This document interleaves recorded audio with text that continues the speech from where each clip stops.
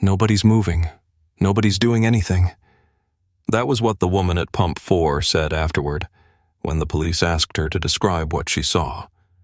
She'd been standing 6 feet away. She had a phone in her hand, and she just stood there. Everyone did, except him. By the way, where are you watching from? Tell me in the comments below. And if these stories mean something to you and you want to help us keep them ad-free and consistent, you can support us on Patreon. Link is in the description.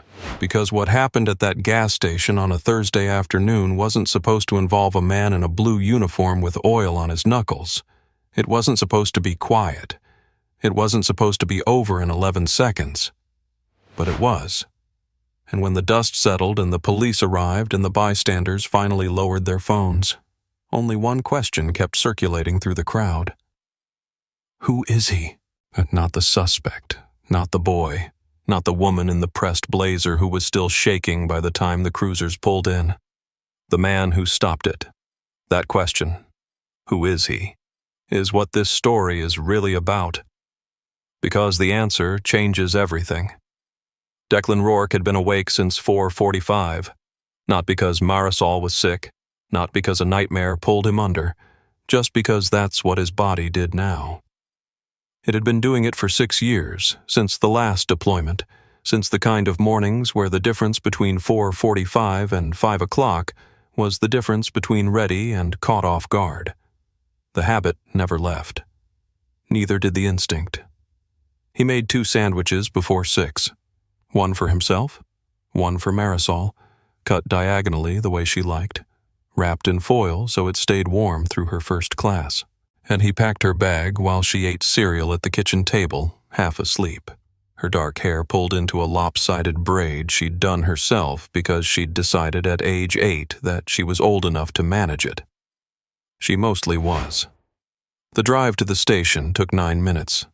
Marisol sat in the passenger seat of his truck with her backpack between her feet and her library book open on her knees, reading in the gray morning light without looking up. She was like that. Internally organized in a way that still surprised him, that quiet self-containment she'd inherited from her mother and somehow kept even after everything that had happened. He didn't talk much on the drive. He never did in the mornings.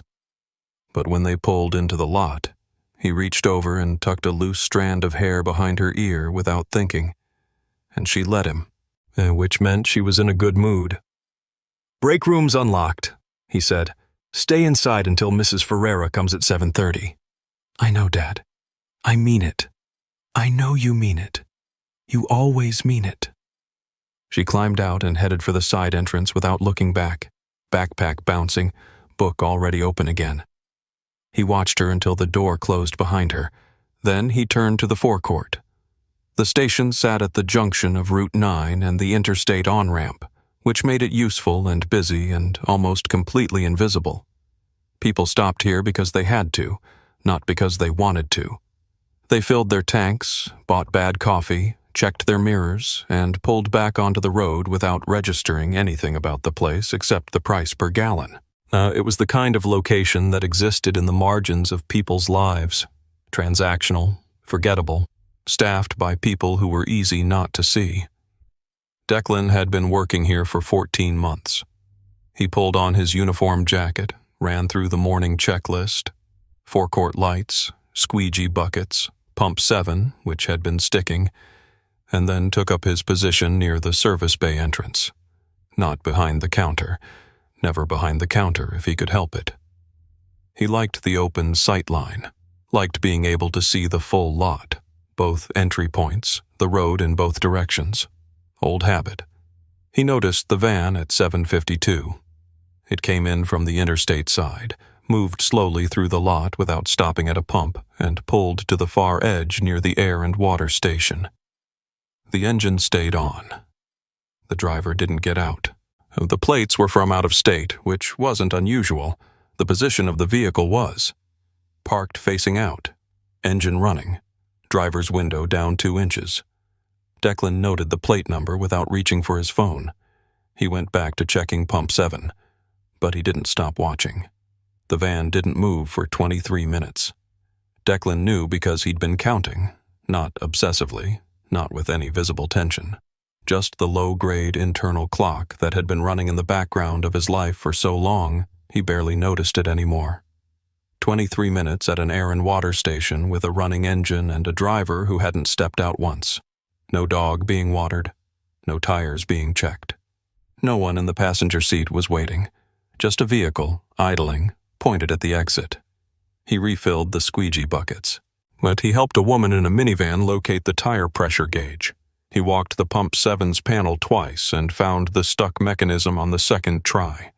A small piece of grit lodged in the release latch and cleared it with his thumbnail. Routine. Ordinary. The kind of morning that looked, from the outside, like nothing at all. At 8:17, the van pulled out. Declan watched it go. Note the direction. Back toward the interstate, not the town road. He held the plate number in his head for another few minutes, then let the morning absorb it. Could be nothing. Usually there was nothing. But the body keeps its own records, separate from the mind's conclusions, and somewhere underneath the ordinary rhythm of his shift, something had been filed away. He went in to check on Marisol at 8:30, and she was at the break room table with her homework spread out in front of her, pencil moving, library book face down beside her elbow. She'd eaten the second half of her sandwich. The foil was folded neatly at the corner of the table, which was something her mother used to do, and which Marisol did now without knowing why. "Mrs. Ferreira's late," she said without looking up. 5 minutes, he said. She texted, "She's always 5 minutes. Most people are."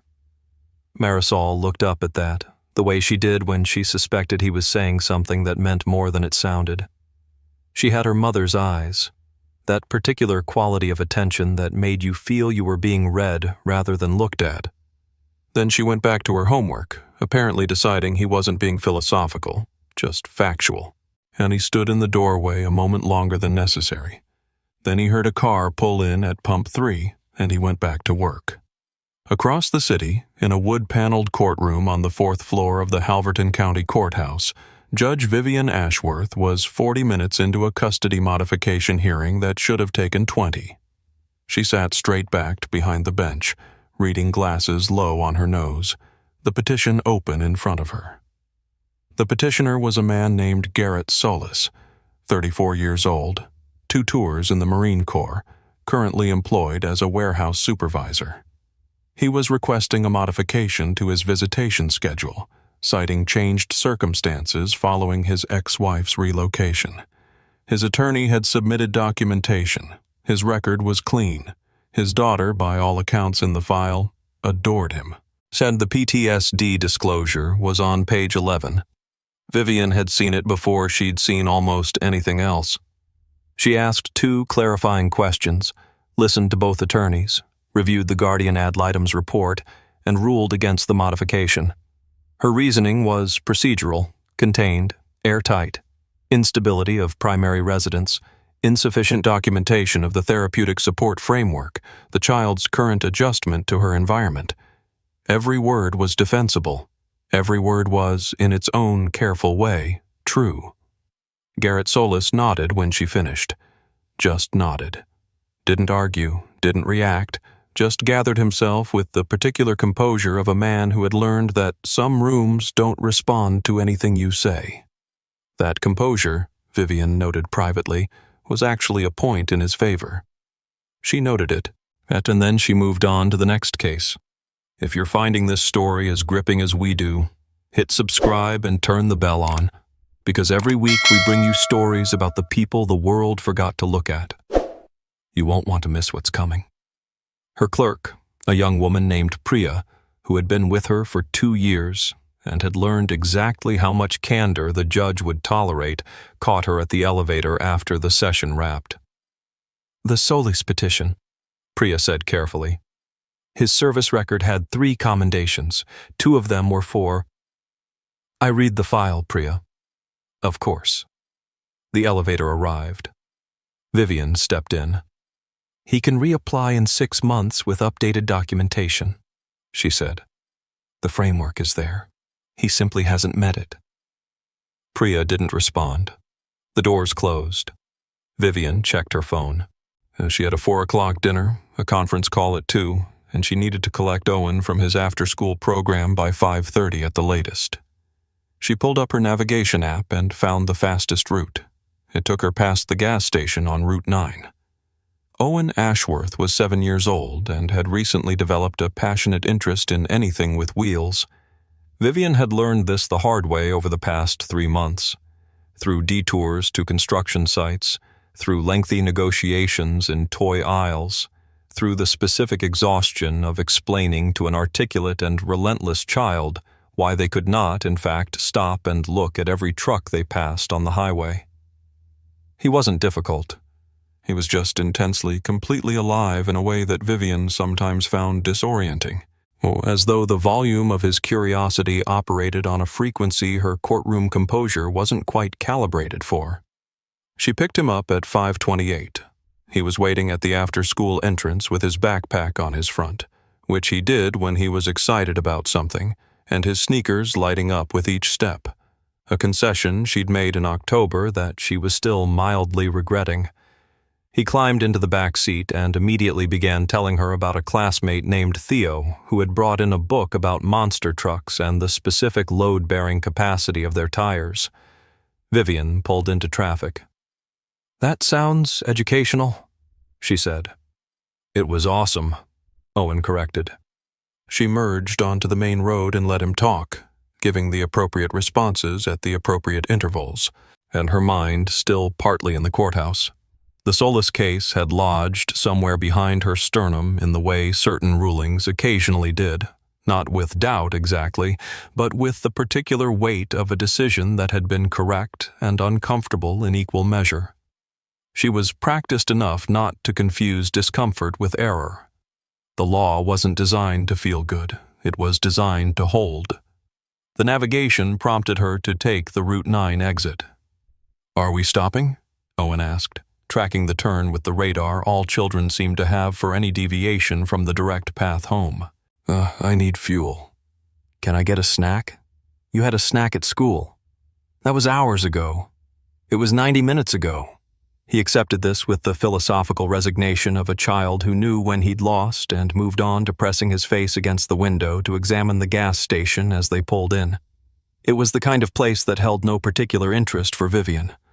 Functional, slightly worn. The kind of establishment that existed to serve a purpose and asked nothing further of you. She pulled up to pump 3, the one closest to the road, checked her mirrors out of habit, and got out. The late afternoon was cooling fast, a thin edge of wind coming down from the north. She tapped her card, selected the grade, and lifted the nozzle. Her phone was already in her other hand. 2 emails from her clerk.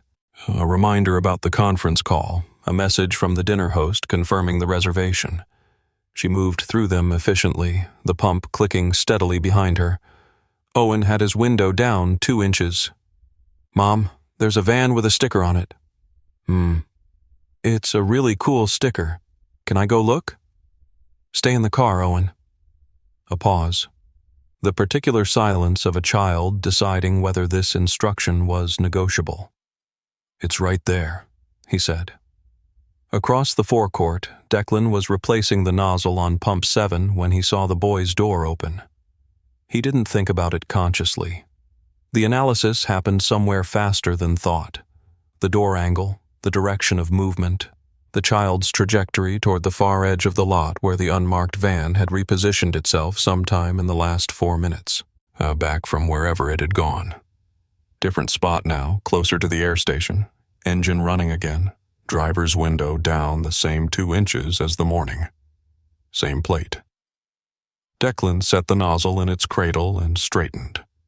The boy was 7, maybe 8, moving with that particular confidence of a child who had been told no and was interpreting it loosely. The sticker on the van's side panel was bright, something cartoonish, deliberately bright, and the boy was walking toward it with his eyes fixed on it the way children fixed on things that were designed to fix their eyes. Designed. The van's side door was not fully closed. Declan was already moving before the door began to slide. He didn't run. Running draws attention, creates noise, alerts the wrong people too early. He walked fast, with purpose, and cutting the angle across the forecourt in a straight line that put him between the boy and the vehicle with 4 seconds to spare. At pump 3, Vivian was reading an email. The pump clicked off behind her. She didn't look up. The man in the van made his move at 5:41. Declan saw the door slide because he was already watching for it. Had been watching for it since the moment his feet started moving.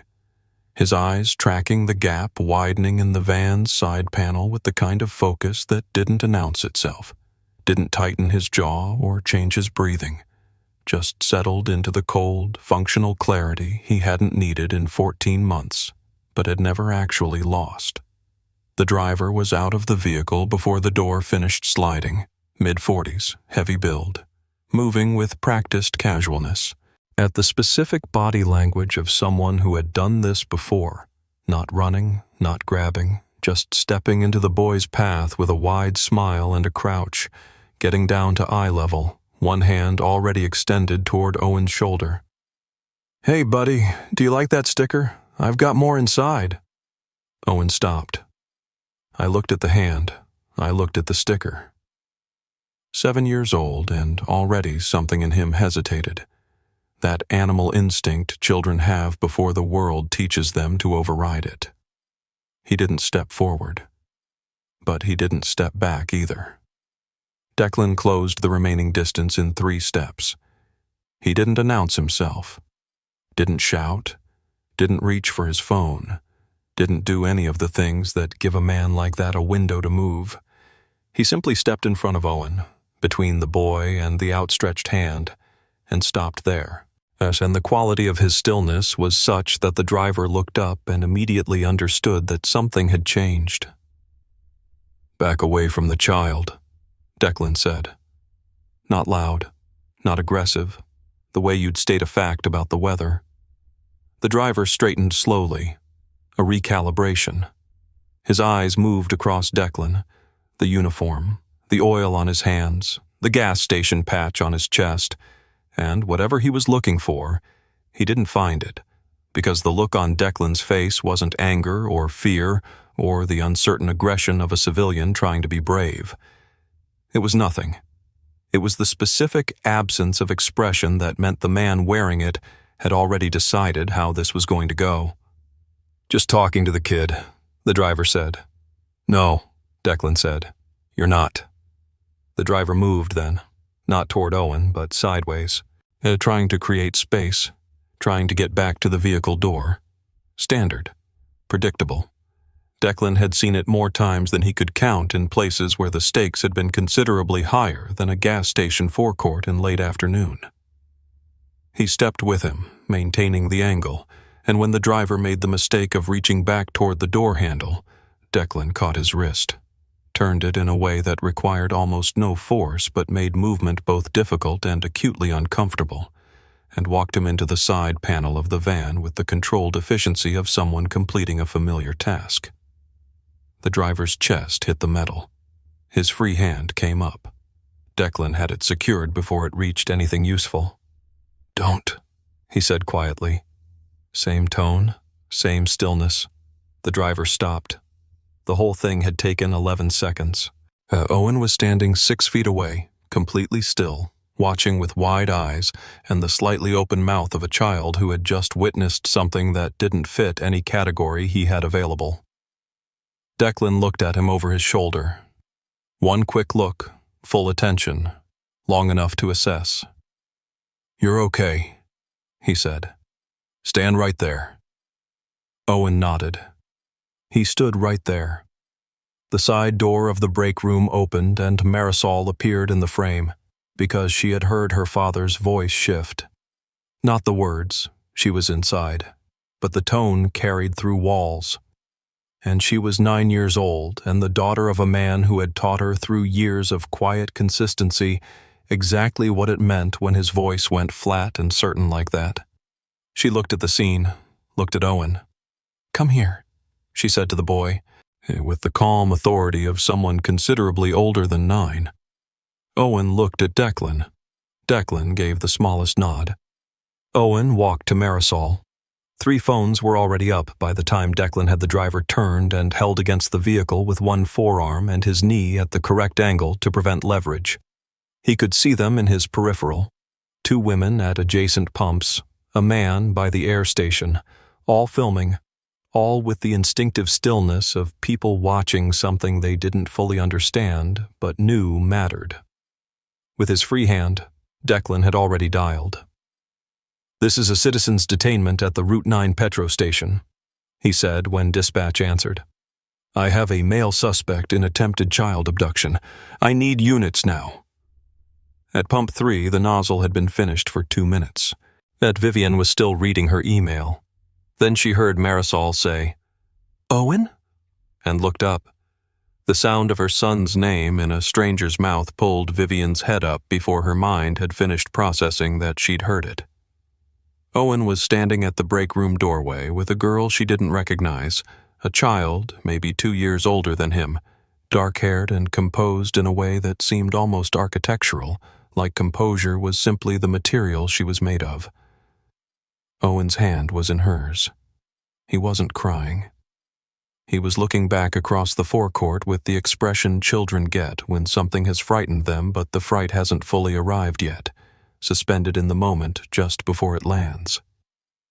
Vivian's eyes moved to where he was looking. A man in a blue uniform had another man pressed against the side panel of a van. Not violently. That was the first thing she registered, and it confused her, because the control in it didn't match any version of confrontation she'd seen outside of a courtroom. The man in the uniform wasn't straining, wasn't shouting, wasn't doing any of the things that should accompany physically restraining another adult against a vehicle. He was simply there, holding the position with the same energy she might use to hold a door open, complete and unhurried. She was already moving. "Owen." She crossed the forecourt in 8 steps and reached him at the doorway, both hands on his face first, the parents' instinctive inventory, checking everything at once. He was fine. He was entirely fine, but her hands were shaking in a way she didn't bother trying to hide. "There was a man," Owen said. "I know. He had stickers." "I know." "Oh, baby." "That man stopped him." Owen pointed at Declan, who had not moved, who was still holding the suspect against the van while speaking into his phone with the unhurried precision of someone filing a report. "He just walked over. Nobody else did anything and he just walked over." Vivian looked at the attendant again. She had a lawyer's habit of cataloging details in moments of stress. It was involuntary by now, the professional reflex that ran underneath the emotional response like a second track. What she cataloged, the economy of the restraint, the positioning of his body that blocked all useful movement without requiring visible effort, the way he was speaking to dispatch with complete sentences and specific language while maintaining full physical control of a grown man who outweighed him by 30 pounds. She had seen trained security personnel. She had seen police officers. She had seen, in various legal contexts, men who were paid specifically for their physical competence. This was different. This had the quality of something deeply practiced, not rehearsed, not performed, but worn in the way a language is worn by someone who has spoken it every day for years. The sirens were already audible in the distance. The girl, Owen's hand still in hers, looked up at Vivian with dark eyes that held neither fear nor particularly intense curiosity, just a kind of patient steadiness that was almost more unsettling than the scene behind her. "He's okay," the girl said. "Your son. He didn't get close enough." "Thank you," Vivian said, and meant it with a completeness she couldn't have articulated. What's your name?" "Marisol." "Is that your father?" Marisol looked across the forecourt at the man in the blue uniform. Something moved briefly in her expression. Not quite a smile, not quite pride. Something quieter than both. "Yeah," she said. "That's my dad." Two police cruisers pulled into the forecourt within 90 seconds of each other. Declan remained exactly where he was until the first officer reached him, then transferred the suspect with the kind of efficient handoff that made the officer pause, a fractional hesitation, a professional registering something unexpected, before snapping the cuffs on and taking control. Declan stepped back, rolled his right shoulder once, looked across the lot to where Marisol was standing with the boy and his mother, confirmed what he needed to confirm, and then did something that made three separate people watching later describe the moment in almost identical terms. He went back to check pump 7. Not dramatically. Not slowly, making sure people saw. He just turned, walked back to the pump, and crouched down to look at the release mechanism he'd been working on before all of this started. As though the most important thing, now that it was over, was to finish what he'd been doing. One of the women who'd been filming lowered her phone and said, to no one in particular, "Did he just go back to work?" If you've made it this far and this story is hitting you somewhere real, subscribe, turn the bell on, and stay with us. The best part of this one is still coming, and trust me, you don't want to walk in halfway. A second officer approached Declan with a notepad. Declan stood. Ate gave his name, his position, the plate number he'd memorized that morning, the timeline from first observation to detainment, and the exact wording of what the suspect had said to Owen. He gave it in order, without hesitation, without editorializing, the way someone gives a debrief. The officer wrote it all down without interrupting. Then he looked up. "You said you noted the plate this morning?" 752, Declan said. "First pass." The officer looked at him for a moment. Then he wrote that down too. The officer's name was Brandt, and he had been on the force for 11 years. In 11 years, he had taken a lot of statements. He had learned to read the difference between someone recounting an event and someone reconstructing one, the pauses, the hedging, and the way memory softened details at the edges when it was working honestly versus the suspicious crispness of a story that had been arranged in advance. He had learned to listen not just to what people said, but to the architecture of how they said it. Declan Rourke's statement had no edges. It moved in a single clean line from 7:52 in the morning to 5:41 in the afternoon, with times, positions, behavioral observations, and the specific language of the suspect's approach to the boy delivered in the same flat, careful register throughout. No drama, no inflation, no moment where the teller inserted himself as anything other than a person who had observed something and then acted on it. Brandt finished writing, looked at his notes, looked at Declan. "Can I see some ID, Mr. Rourke?" Declan produced his wallet and handed over his license without comment and waited. Brandt took it back to his cruiser. Declan stayed where he was by pump 7 and watched the second officer managing the scene perimeter. Bystanders eased back, the van being photographed, the suspect in the rear of the first cruiser staring at the headrest in front of him. The phones were still out. Some people had stopped filming and were just watching now, the way crowds do when the immediate urgency has passed, and what remains is the slower process of understanding what they actually witnessed. Vivian was 20 feet away, Owen pressed against her side, her arm around him with a grip that hadn't loosened since she'd reached him. She was watching Declan with the focused attention of someone trying to solve a problem they didn't yet have the correct framework for, and he was aware of her watching. He didn't look back. Brandt returned from the cruiser. He walked a little differently on the return trip. Not dramatically, nothing that would read to a civilian as significant. But Declan noticed it because he noticed everything, and what he noticed was that Brandt's posture had adjusted by about 3 degrees. A subtle straightening that happened when someone recalibrated their understanding of who they were talking to. Brandt handed back the license. "Thank you for your cooperation, Mr. Rourke," he said. And then, after a pause that contained something Declan recognized as professional respect, trying to find appropriate civilian expression. "That was good work." "The boy's fine," Declan said. "That's what matters." Brandt held his gaze for a moment, nodded, and moved back toward the cruiser. Vivian had watched the exchange. She had spent 17 years in and adjacent to the legal system, reading rooms for a living, and she had seen the way Brandt walked back from that cruiser, and she had seen the way he spoke to the man in the blue uniform, and she understood, with the cold precision of someone whose professional survival depended on reading signals correctly, that the officer had found something on that license that changed the way he was standing. She needed to know what it was. It wasn't strategy. It wasn't the judicial reflex. It was something more fundamental. The need, sitting in the center of her chest where her son had just pressed his head, to understand exactly who had stepped between Owen and that van. She took out her phone, typed the name she'd heard the officer use, Declan Rourke. The first result was a news article from 6 years ago, a military publication. She tapped it and the page loaded slowly, the signal thin at the edge of the forecourt, and she waited with the particular patience of someone who had learned that some answers required stillness.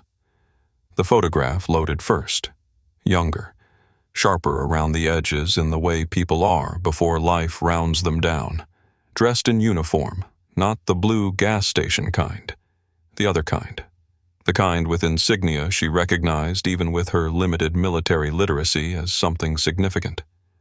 Standing with a unit, straight-backed, the same quality of watchful stillness in his face that she'd seen across the forecourt 20 minutes ago. Then the text loaded. She read the headline, read the first paragraph, scrolled slowly, the way you scroll when each line is adjusting something inside you and you need a moment between adjustments. Ranger Battalion, 3 deployments.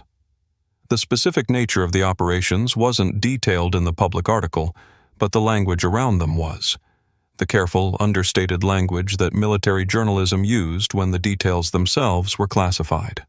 Commendations, a congressional letter, and then, buried in the final paragraph, almost incidental, a line about the unit's particular specialization, counter-kidnapping operations. Vivian stopped scrolling. She looked up from her phone. Across the forecourt, Declan was crouched beside Pump 7 again, working at something with his thumbnail, his back mostly to her, as ordinary and unremarkable as the asphalt beneath him.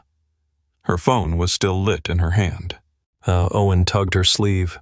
"Mom," he said, "is that man going to be okay?" She looked down at her son, at his face, which was fine, which was completely fine, which was going to be fine because of the man crouching by the pump who had memorized a license plate at 7:52 in the morning and said nothing about it to anyone. "Yes," she said. Her voice came out steadier than she felt. "He's going to be okay."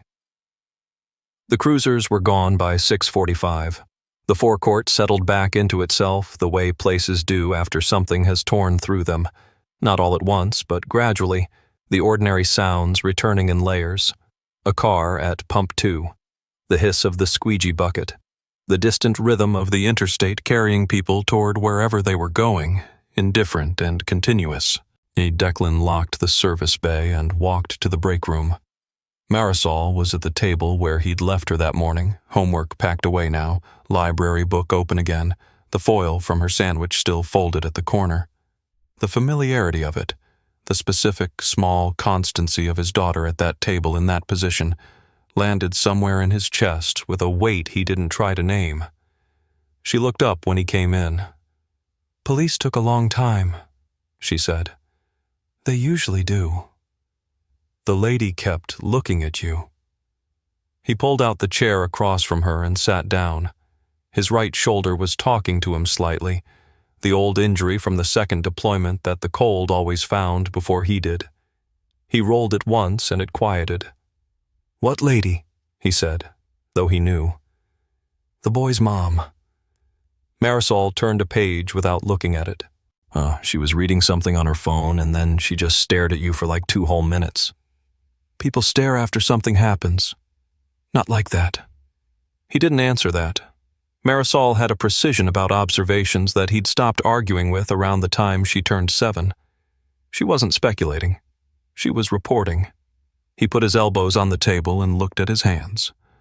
There was a grease mark on his right knuckle from Pump 7's latch, and beneath it, barely visible in this light, the edge of a scar that ran from the base of his thumb to the center of his palm. 3 inches. A reminder from a night in a city whose name he didn't say aloud anymore, in a situation that had resolved in the only way situations like that ever resolved, imperfectly and at cost. He'd been 31. He'd been very good at what he did, and he thought about Nadia sometimes, at tables like this, not with the acute grief of the early years, which had been something closer to a physical condition than an emotion, but with the softer, more manageable sorrow of a man who had learned to carry weight without being crushed by it. She had been the one who understood the duality of him, the part that could do what he did and the part that sat across from her at kitchen tables. She'd never treated those two things as contradictions. He missed that most, being understood as a whole thing. After she got sick, after the diagnosis and the 18 months that followed, he had filed for the custody modification because a lawyer friend told him it would be wise to have the paperwork clean, to have everything formal while things were still clear. He'd been working at the station 8 months by then. The judge had asked about his occupation, his housing, his mental health disclosures. He had answered honestly. He always answered honestly. It was the one habit from service he'd kept without modification, not because it was strategically wise, which it frequently wasn't, but because it was the only way he knew how to be in a room. The ruling came 3 weeks later. Instability of occupation. PTSD disclosure flagged as risk factor. He hadn't appealed, not because he agreed, because the energy required to fight it was energy he didn't have, and Marisol needed what he had left. So he showed up, made the sandwiches, worked the double shifts, checked Pump 7, watched the forecourt with the eyes he couldn't turn off. And today those eyes had found the van at 7:52. Dad, Marisol said. He looked up. She was watching him with her mother's quality of attention. That look that didn't demand anything, just waited for whatever you were ready to give. Are we going to be on the news? He'd known she'd circle back to it. Probably, he said, for a day. Then something else happens and people move on. Theo's going to think it's cool. Theo sounds easily impressed. The corner of her mouth moved, not quite a smile. The Rourke version of one. Do you miss it? She asked. The question came out simply, with none of the weight she had to know it carried, which was its own kind of sophistication. He considered lying. It would have been the easier answer, and she might not have caught it, though probably she would. He looked at the foil folded at the corner of the table. Looked at her. Some of it, he said honestly. She nodded, accepting this with the equanimity of a child who had been told true things since she was old enough to understand them. But not the being away part. Not that part, he said. No. She went back to her book. He stayed at the table. Outside, a car pulled up to Pump 3. The same pump where the woman in the pressed blazer had been standing with her phone, not watching, and then, suddenly, desperately watching, and the ordinary machinery of the evening resumed. He'd told Marisol the truth. He missed some of it. He was also, sitting here in a break room that smelled like engine oil and the foil wrapper of a sandwich he'd made at 6 a.m, doing exactly what he was supposed to be doing. Watching, staying, being the person who didn't leave. He was very good at that, too.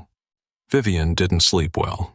She told herself it was the adrenaline, the residual chemical fact of fear working its way out of her system the way it did after any acute stress.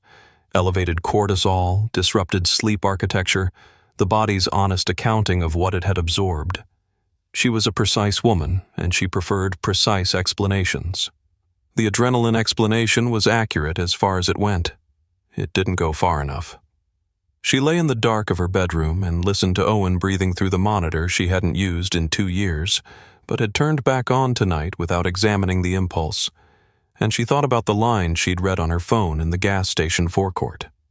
Counter-kidnapping operations. Not general combat. Not standard infantry deployment. Specific, trained, specialized work. The kind that required a particular combination of perceptual precision and physical control that she understood now was exactly what she had watched function in real time at 5:41 on a Thursday afternoon. The man had seen it coming before it started, had positioned himself before the door fully opened, had contained the situation in 11 seconds with no collateral chaos, no escalation, no civilian at risk. She had the language for it now. It didn't make the image of Owen walking toward that van easier to hold. She got up at 5:30, made coffee, and opened her laptop at the kitchen table.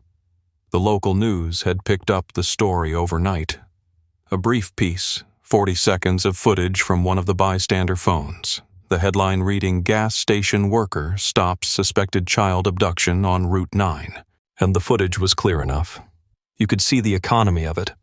The way Declan moved across the forecourt, the angle he cut, the complete absence of wasted motion. The comments beneath the article were already asking the same question. Who is this guy? By the time she finished her first coffee, 3 veterans advocacy accounts had shared longer versions of the clip with Declan's service record attached, pulled from public military records, the same article she'd found herself the evening before.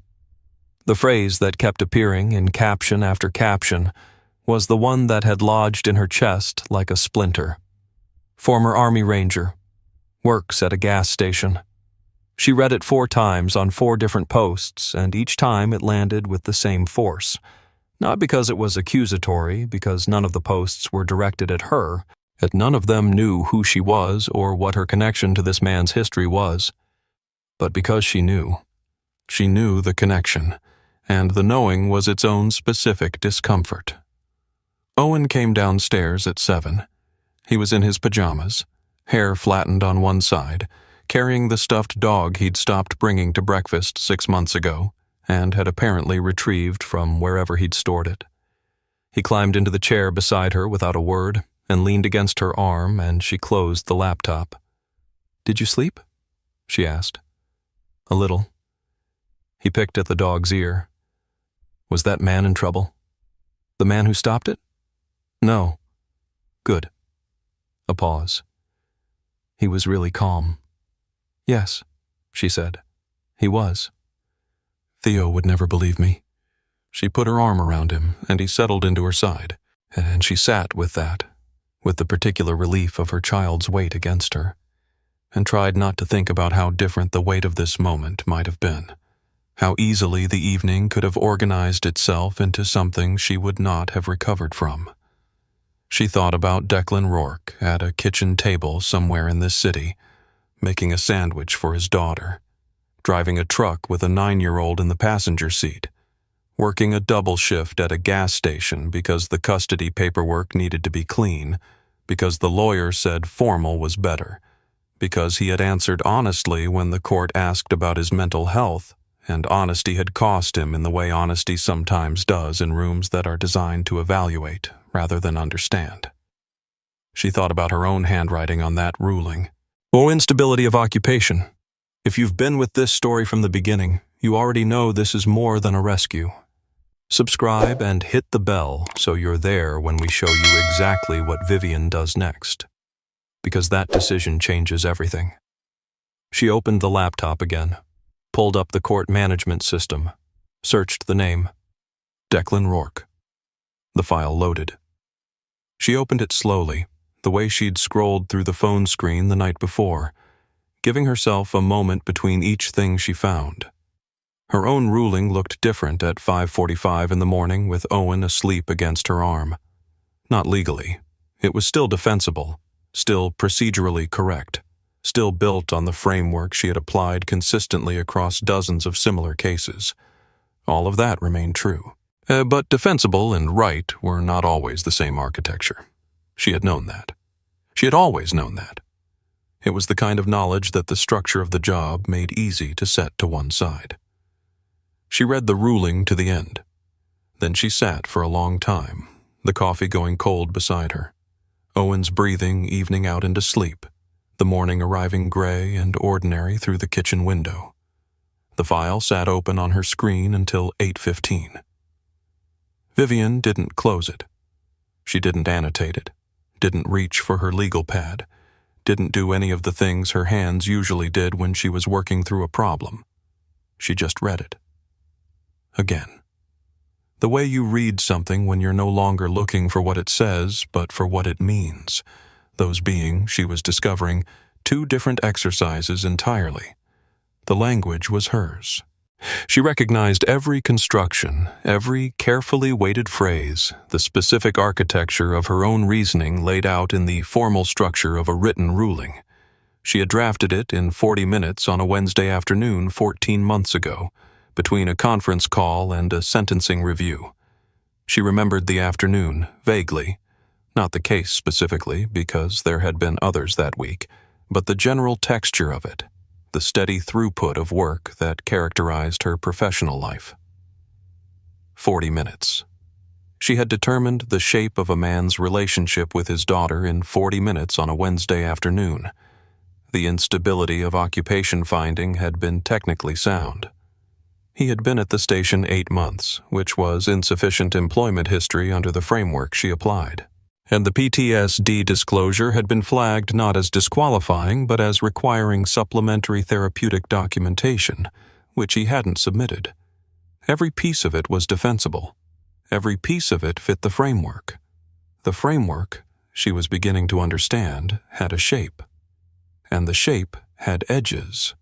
And things fell off edges. She thought about Priya at the elevator. His service record had 3 commendations. She had moved past it. Not cruelly, not dismissively, just efficiently, the way you moved past the details that weren't structurally relevant to the analysis you were conducting. You couldn't absorb everything. The system processed volume. That was its function. The system had processed Declan Rourke in 40 minutes. He had not appealed. That detail had seemed neutral in the file, administrative, as people didn't appeal for all kinds of reasons. Cost, exhaustion, legal access, the calculus of fighting a ruling versus adapting to it. She had never, before this morning, sat with the specific weight of why a man like Declan Rourke might not appeal. A man who answered honestly, who put his PTSD disclosure in the paperwork because the form asked, and he had apparently decided that honesty was non-negotiable even when it wasn't strategic. A man who looked at a system that had ruled against him and concluded, without apparent bitterness, that the energy required to fight it was better given to his daughter. That was the word Marisol had used. Dad. Just that. No inflation, no ceremony. The most ordinary word in the language and somehow the most complete answer to every question the file had raised. Vivian closed the laptop. She drove Owen to school herself instead of arranging the car service. She held his hand across the parking lot, which she didn't usually do anymore because he'd told her in September, with great seriousness, that he was old enough to walk into school by himself. He didn't object this morning. He seemed to understand, with the instinct children had for when their parents needed something, that this was one of those mornings. At the door, he hugged her around the middle. "Bye, Mom. Have a good day, baby." He went in. She stood at the entrance until he disappeared around the corner of the corridor, then walked back to the car and sat in the driver's seat for a moment before starting it, and allowed herself to feel the full weight of what the previous 16 hours had deposited in her. Then she drove to the courthouse. Miss Priya was at her desk when Vivian came through. She looked up with the calibrated neutrality of someone who had learned to read her employer's mood from the quality of her footsteps in the corridor. "Morning," Priya said carefully. "Pull 3 files for me." Vivian set her bag down and turned on her computer. Veterans' custody petitions from the last 24 months, specifically the ones where the PTSD disclosure was flagged as a factor in the outcome. Priya's expression didn't change, but something shifted behind it. "All of them?" she asked. All of them. That might be. I know how many there are, Priya. She said it without sharpness, a statement, not a rebuke. Pull the files. Of course. Priya stood, paused. Should I include the Rourke modification from 14 months ago? Vivian looked at her screen. It'll be in the set, she said. Yes. Priya left to pull the files. Vivian opened her email. There was a message from a local news producer requesting comment on her presence at the Route 9 incident. There was one from a veterans advocacy organization, a polite, carefully worded note that had clearly been drafted by someone who understood the legal system well enough to know exactly how to apply pressure without appearing to. She read the advocacy letter twice. Then she opened a blank document and began to write. Not a ruling, not a memo. Something she hadn't written in a long time.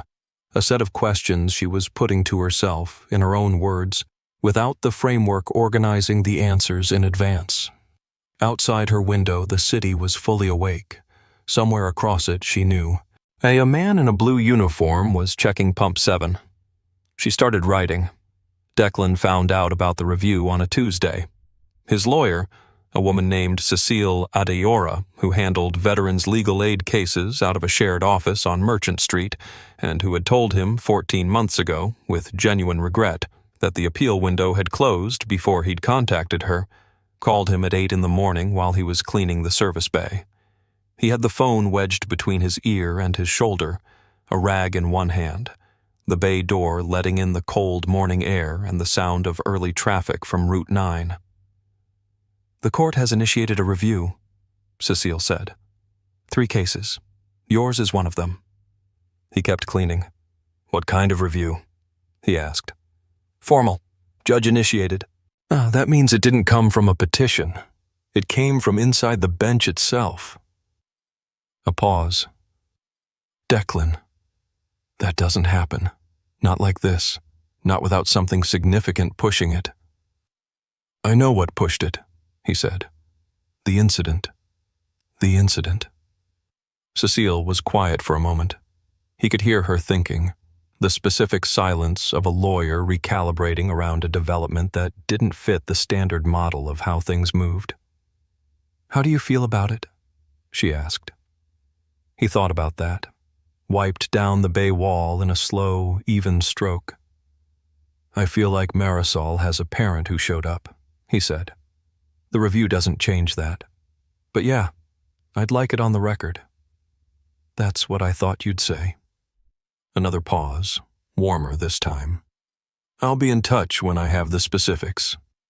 He hung up and finished the bay, as Marisol didn't know yet. He wasn't going to tell her until there was something concrete to tell. Not because he was protecting her from disappointment. She was too old for that kind of protection and too perceptive for it to work anyway. But because she'd been living in the same stability he'd built around her for 14 months, and he didn't want to introduce a variable that might shift the ground before it had solidified.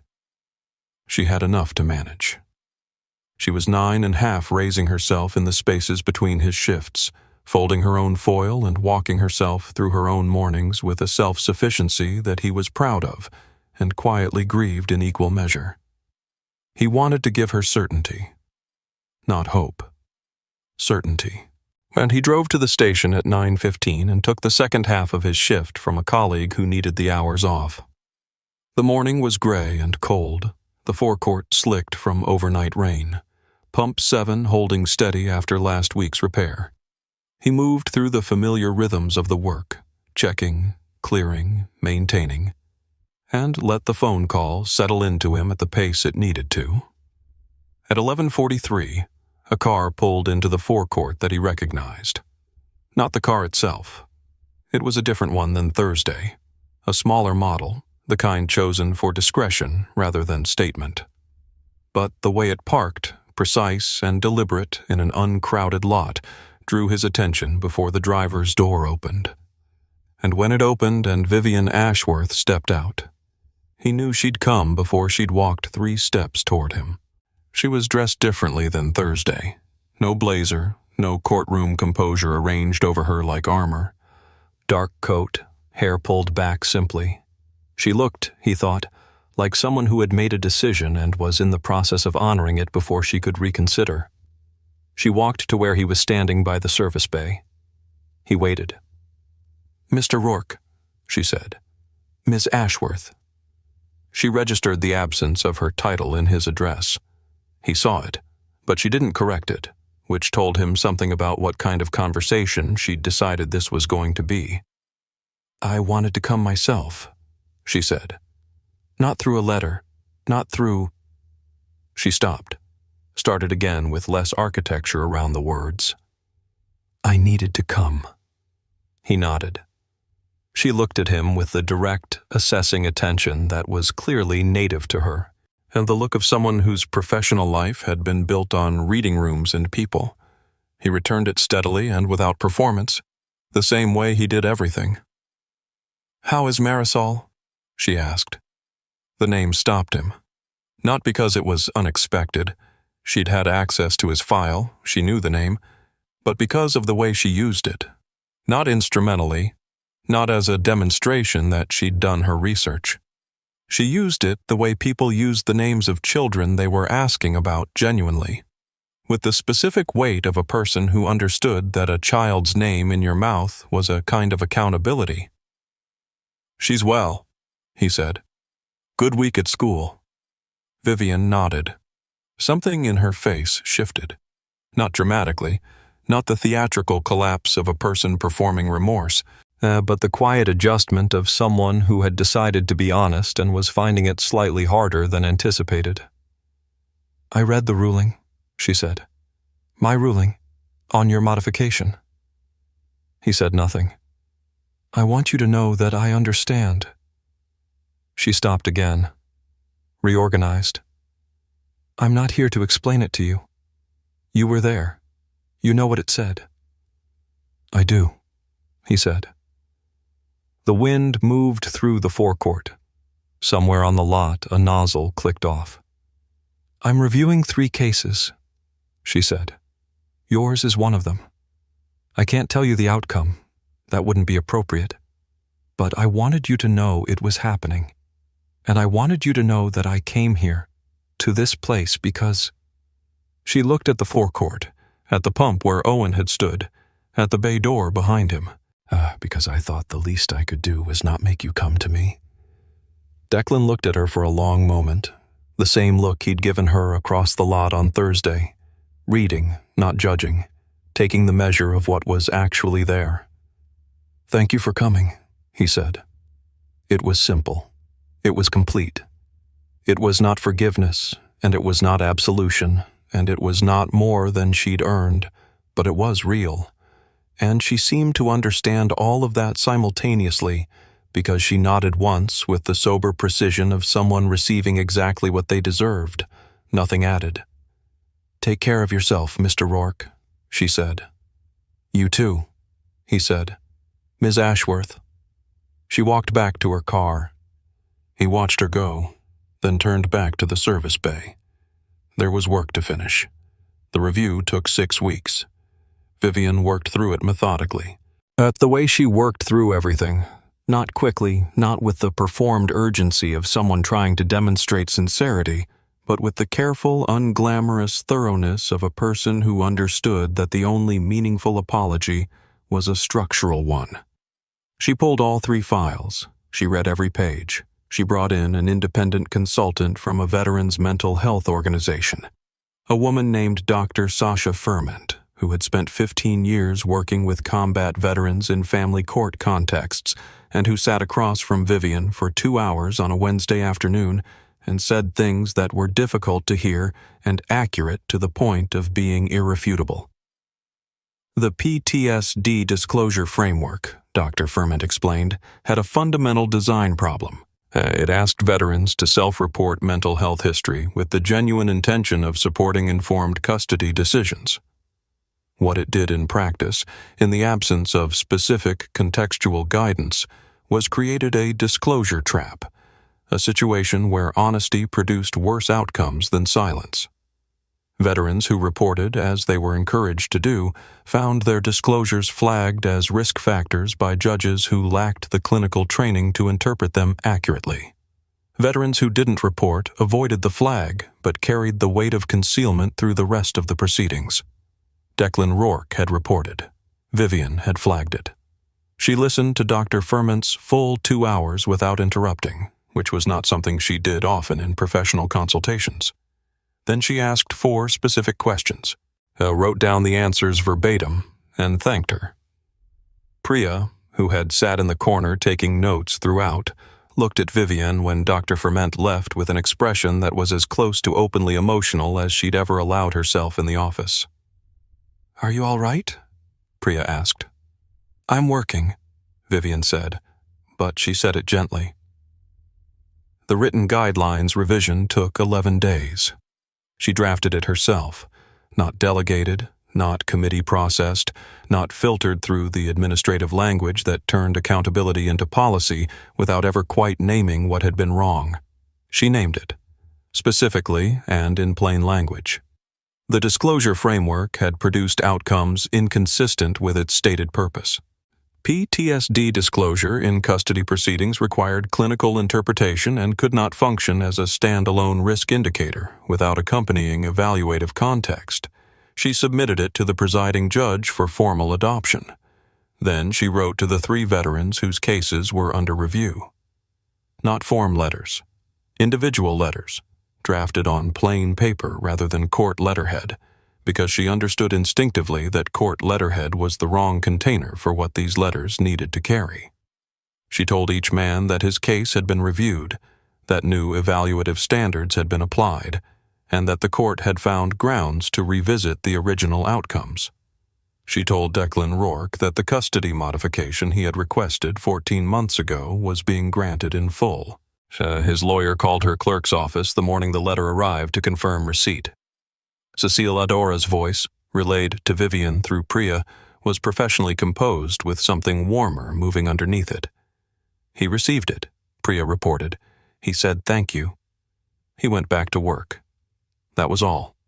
Vivian sat with that, the absence of drama, the simple continuation of his day, and found it, strangely, more affecting than any larger response would have been. It was consistent.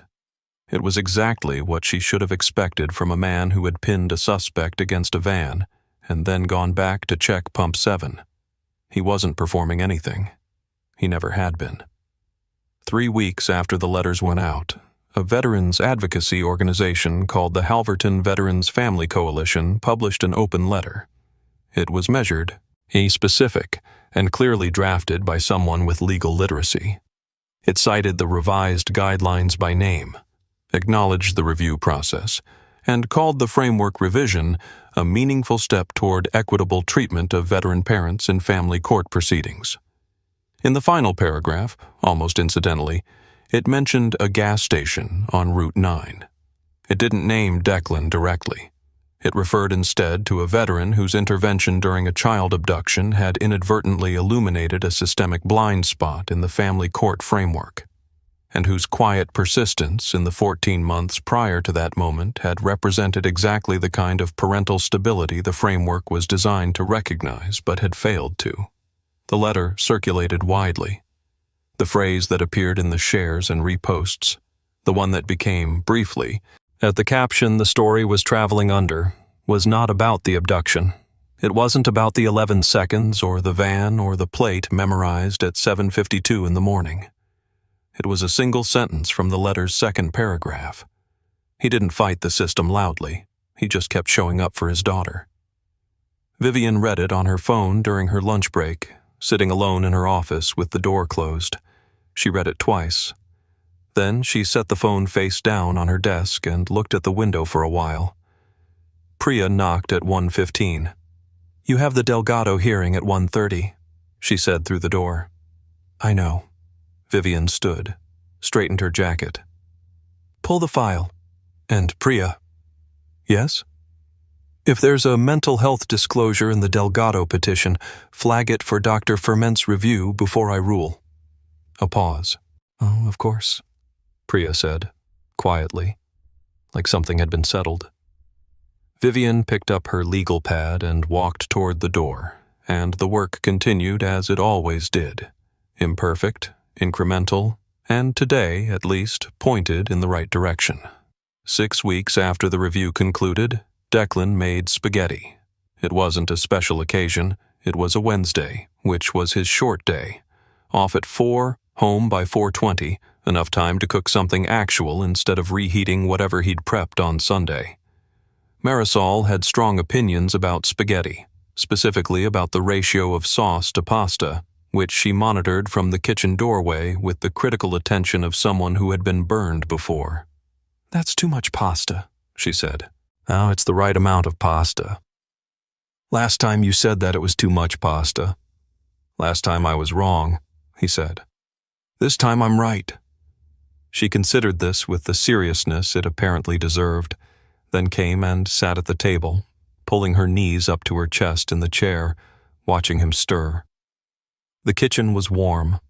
Outside it was fully dark by 5 now, the winter pressing in early, and the light in the kitchen had that particular enclosed quality that Declan had always associated with the feeling of being somewhere safe. He hadn't felt it in every kitchen he'd ever stood in. He felt it in this one. "Cecile called today," he said, not looking up from the pot.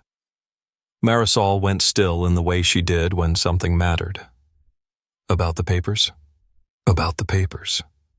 He turned the heat down, set the spoon on the rest beside the stove. "It's done. Official. Everything's clean." She was quiet for a moment.